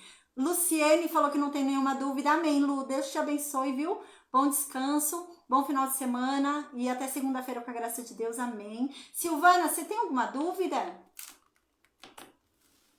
Não tenho dúvida. Só um comentário rápido. É que eu sempre ouvi essa pregação desde pequenininha, né? Porque é meio que aquelas historinhas de criança, de EBD, tem musiquinha. Sim. Mas eu nunca tinha visto o final. Eu nunca tinha visto o final de quando ele sai da fornalha, do decreto novo do rei. Essa parte eu nunca tinha visto e nunca tinha lido também. Nunca vi nenhuma pregação. Geralmente as pregações sempre Sadraque, Mesaque e Abednego foram jogados na fornalha, apareceu um quarto homem e pronto, glória a Deus, nada aconteceu. Sim. Deus fez um milagre. Geralmente a pregação, ela sempre se encerra nessa parte. E eu nunca tinha escutado o final, eu achei muito legal. Depois eu vou até ler para poder entender melhor, porque hoje aqui estava bem conturbado, as crianças estavam bem barulhentas, mas eu consegui entender a aula direitinho, eu gostei bastante desse final, adorei. E é engraçado, né? Porque assim, eu também nunca tinha ouvido desse jeito, igual a impressão é que sempre frisam o milagre do fogo, né? Mas eu acho que também é muito relevante a parte onde eles falam, se Deus não quiser nos livrar do fogo, não tem problema. A gente morre no fogo feliz com ele, né? E eu acho isso importante também. Se Deus não quiser fazer o milagre, tudo bem. Eu tô com ele, né? E eu achei isso também, isso não é falado. E eles falam isso. É importante. Ele fala, não, eu sei que meu Deus pode fazer o milagre. Mas se ele não quiser também, não tem problema. Uma coisa eu falo, eu continuo fiel. Eu não vou deixar de adorar ele porque ele não vai me tirar do fogo. E eu acho isso também muito legal e não é falado, né? E é muito legal também, né? Sim, é verdade. Eu achei muito interessante mesmo, porque eu escutei muito em várias igrejas que eu fui, desde criança mesmo, e eu nunca vi além disso, só que apareceu o quarto homem e nada aconteceu a eles, e ponto. É como se a história acabasse aí, não acaba, Sim. tem uma continuação, né? Sim. Eu achei muito legal. Verdade. Amém, amém. Eu amei essa aula de hoje também, gostei muito. Por isso que eu tava tão ansiosa, querendo dar que eu falei, até vamos ter no sábado. Mas glória a Deus. Ai, que bom que vocês gostaram, gente. Deus abençoe imensamente vocês. Eu tô muito feliz que você vai até ler de novo, Silvana. Glória a Deus. Amém. Amém. Amém. Eu vou tentando no ao vivo, porque ao vivo é sempre muito melhor, né? Mas eu tô também maratonando, já tô na 472 aulas. Na aula de número 472. Eu vi hoje, aí amanhã eu já vou para 473. Amém. Mas tá bem legal. Amém. Glória a Deus. Amém. Amém. Ai, gente, eu fico muito feliz, viu? Fico muito feliz que vocês estão nessa empolgação, porque eu tô também. Pra mim, parece uma novela que eu quero ver o capítulo seguinte, sabe? Eu tô assim. É mais ou menos isso. Tá muito bom, glória a Deus. Nossa, como pode, né? A palavra de Deus é tão saborosa realmente, né? Tão gostosa de se estudar. E é um prazer a gente poder responder a dúvida de outras pessoas. E antes, assim, eu tinha muitos amigos no meio do candomblé, eu tinha amigos católicos, conhecidos católicos, e as pessoas, eu via sempre as pessoas questionando, mas esse Deus, não sei o quê, mas se Deus quer, por que não faz? Esse tipo de questionamento. Sim. E agora eu consigo responder por que ele não faz. Porque ele não pode interferir no livre-arbítrio da gente, porque ele nos deu o livre-arbítrio. Então, assim, tem um monte de detalhezinhos que eu acho bacana, porque agora eu consigo debater, agora eu consigo entender, eu consigo mostrar na Bíblia onde está escrito. Amém. Então, assim, antes eu só me calava, saía do debate, abaixava a cabeça, ficava, caramba, não sei, por que todo mundo sabe tão rápido e eu não sei? Eu não sabia, porque eu não lia, não me interessava, essa é a verdade. Amém. E agora é muito legal. Ai, amém. E os detalhes, né? Os detalhes ensinam também, né? Às vezes a gente não percebe os detalhes. Às vezes a gente lê tão rápido e o detalhe é tão importante, né? E glória a Deus. Ai, que bom que Deus está nos dando essa oportunidade, né? Da gente estar estudando desse jeito, assim, né? Com essa profundidade. Glória a Deus por isso.